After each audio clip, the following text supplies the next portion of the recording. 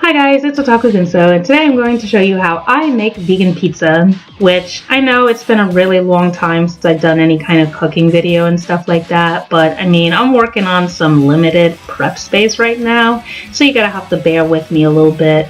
So yeah, as you can see, I'm kind of like rolling out with the scratch made dough and stuff, because I don't know about you guys, but them flying saucers that they sell at the store, they're like 2,000 levels of unacceptable right now. So I just did a little bit of research, came across another YouTuber called M1 Shadowed, who kind of has a history in pizzeria level type stuff, and he even has like the dough maker, the mixer or whatever, which I just had to use a food processor, but I mean, it still comes out decent. I did have to veganize this stuff a little bit anyway, because he does use white sugar and he uses an egg. So I just kind of swapped that out for a flax egg, and I used molasses because I don't even own any sugar, so that's pretty much that.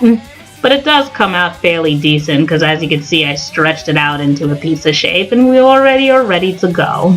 So first off, I'm going to start with my tomato sauce, which I actually made this tomato sauce from scratch, and I took some tomatoes and kind of threw them in my bootleg NutriBullet with some onions, garlic, and red peppers, which, as you can see, the consistency is a little bit watery. Maybe I should have took some tomato paste to kind of make it a little bit thicker, but I mean, for this example or this video, I mean, it works good enough. It does have a decent consistency, I would say. Just a little bit watery, but you know, it's all good. Trust me, it's gonna come out good, I promise. And I did throw it in the crock pot, but that's neither here nor there. Had to cook it a little bit. So next up, I'm going to use the zucchini, and as you can see, the zucchini, yes, it looks a little bit like pickles right now because I actually froze everything, like all my ingredients, and then took them out like specifically for the pizza, which if you don't want watery vegetables, then you kind of want to use everything fresh, but since I was kind of limited on time, I had to kind of use what I had and just work with it and stuff. But I mean, it's gonna come out good regardless because it always comes out good. But yeah, next up I'm gonna use green peppers because let me tell you, my favorite color is green, and I gotta use those green peppers for aesthetic appeals right now because, you know, gotta love that green. I mean, usually at this point I would be getting really creative, throwing down anything from onions to garlic to dried seaweed and pretty much anything else I could think of and stuff, but I'm just gonna keep it fairly simple for you guys because I don't want to run this into the ground like any more than what it's already been ran through at this point. So I mean, hey, it's already starting to look like a pizza. I mean, look at that, it's beautiful. I mean, next up, I'm going to throw down some red peppers, which, like I said before, I had red peppers in my tomato sauce recipe, which I like to use the red peppers also for aesthetic appeal, but also because they taste good. So I gotta throw it out, like I gotta throw those down too, you know? I mean, like I said, I'm just trying to make it look nice and make it taste good. I'm gonna make it look so nice and make it taste so good that everybody's gonna wanna look at it and then they're gonna wanna eat it because that's how I know that my job is done here. Which, yeah, I promise it's gonna come out really good. But I'm going to show you where I get a little bit creative with my ingredients, okay? Like, I'm getting to that part right now. Let me just dry off my hands a little bit. So, yeah, with seasoning, okay. So, turmeric. I know people do not use turmeric on their pizza, but I do because I just like turmeric and I like the taste of turmeric and stuff. I mean, I also like the taste of curry powder, which, yeah, I like to use curry powder on my pizza. That's not a new thing, like I said. I know it's weird, but I'm just showing you how I do everything, and I like to be very generous with these seasonings, the turmeric and the curry powder.